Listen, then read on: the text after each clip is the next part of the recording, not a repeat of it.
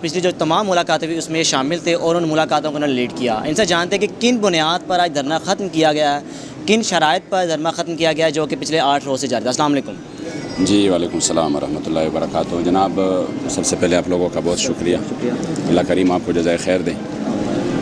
ہمارے جو 5 مہینے پہلے جو ہمارا مین مطالبہ تھا اور اس کو ہم لے کے فیض آباد نکلے تھے، وہ تھا کہ پھر حکومت نے ہمارے ساتھ جو معاہدہ فیض آباد کیا، اس میں یہ تھا کہ آپ فرانس کی سفیر کے معاملے کو ہم پارلیمنٹ کے ذریعے حل کریں گے اور آپ کی قرارداد کو، جو کہ سفیر کی ملک بدری کی قرارداد ہوگی، وہ ہم پارلیمنٹ میں لے کے جائیں گے۔ بالکل۔ تو الحمدللہ ہمیں جو ہے نا آج اس میں بہترین کامیابی ملی ہے، اور ہمارے وعدے کے مطابق حکومت نے آج پرسوں جو اجلاس تھا اس کو آج بلا کے اس میں وہ قرارداد پیش کی ہے، جو کہ اس سے پہلے جو ہمارا ڈیڈ لاک برقرار رہا تھا اور پھر اس کے بعد ہمارے امیر محترم کی گرفتاری ہو گئی تھی، تو وہ بھی ایک قرارداد تھا، لیکن اس میں ہمارے معاہدے کا سرے سے ذکر ہی نہیں تھا، اور ایک مذمتی قرارداد تھا جس کو ہم نے یکسر جو ہے نا وہ مسترد کر دیا کہ اس میں ہمارے معاہدے کا ذکر نہیں ہے، ہمیں وہ قرارداد چاہیے جس میں سفیر کی ملک بدری کی بات ہو۔ تب الحمدللہ رات کو ہمارے ان کارکنان کی بلوس اور لازوال قربانیوں کی بدولت یہ سب کچھ ممکن ہوا۔ ٹھیک ہے، آج جو اسمبلی میں ہوا ہے، سب سے پہلے پیپلز پارٹی نے بائیک آؤٹ کیا، جو کل تک بھڑک رہی تھی کہ ہم تحریک لبیک کے ساتھ ہیں۔ مسلم لیگ نون کا موقف تھا کہ ہم تحریک لبیک کے ساتھ ہیں، لیکن آج یہ وہی جماعتیں انہوں نے ان کو بائیک آؤٹ کیا اجلاس کا۔ اس پر آپ کا کیا موقف ہے؟ کیا سمجھتے ہیں کہ ہو کیا رہا ہے؟ وہ جماعتیں سیاست چمکانے کے لیے تحریک انصاف کے خلاف ہو گئیں، اور آج جب ووٹ ڈالنے کی باری یہ سب سائڈ پہ ہو گئے۔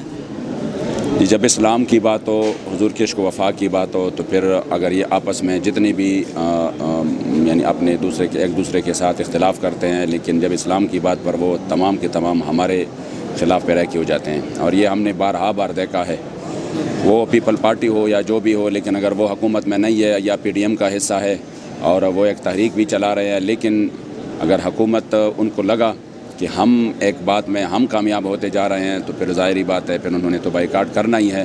لیکن چلو یہ قوم بھی دیکھ رہی ہے کہ جنہوں نے اس ملک میں جو کہ سیاست میں جو سب سے زیادہ عرصہ گزارا، اور ان کے پاس یعنی پورے ایک پارلیمانی طاقت اور قوت ہے، اور ایک پورا صوبہ تو ان کے ساتھ تقریباً ہر وقت رہتا ہے، وہ اس انتہائی اہم اور حساس ترین مسئلے میں کن کے ساتھ کھڑے ہو گئے۔ ہم تو قوم کو یہ دکھانا چاہتے تھے کہ آپ کے ووٹ اور آپ کی طاقت سے جو لوگ آئین ساز اور قانون ساز اسمبلی کے ممبر بن جاتے ہیں، تو ہم آپ کو دکھاتے ہیں کہ پھر اتنے اہم مسئلے میں کہ جب ان کی ذات پر بات آتی ہے تو یہ ہر حد پار کر جاتے ہیں۔ جب حضور کی عزت آبرو کی بات ہو تو وہ ایک قرارداد بھی پاس نہیں کر سکتے۔ تو ہم آپ کو دکھانا چاہتے ہیں کہ کیا وہ فرانس کے ساتھ ہے یا وہ رسول اللہ کے ساتھ ہے۔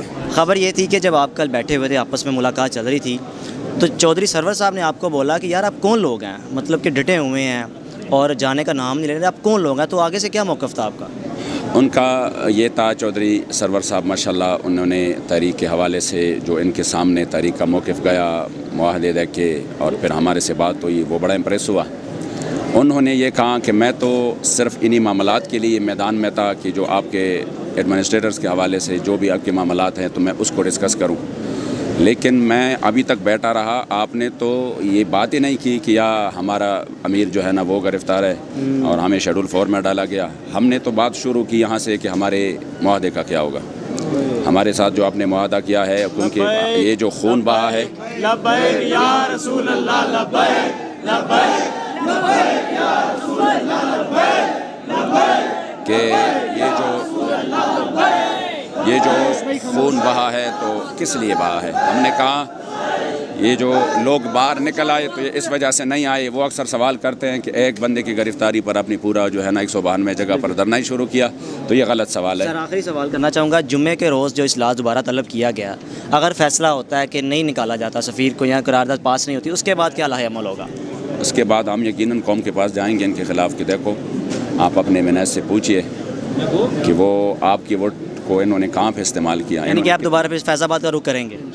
نہیں، وہ تو ہمارے امیر کا جو بھی حکم ہوگا وہ تو میں نہیں کر سکتا کہ میں ابھی آپ کو کروں کہ ہم فلاں جگہ کا رخ کریں گے، لیکن جو ہمارے امیر فیصلہ کریں گے، وہ دن ہو رات ہو، صبح ہو شام ہو، وہ تو ہم ہر حال میں انشاءاللہ اس پر لبیک کہیں گے۔ لیکن یہ ہے کہ پوری قوم کے سامنے انشاءاللہ تعالیٰ ان کا جو اصل چہرہ ہے وہ سامنے آ جائے گا۔ ٹھیک ہے، بہت شکریہ، بہت شکریہ۔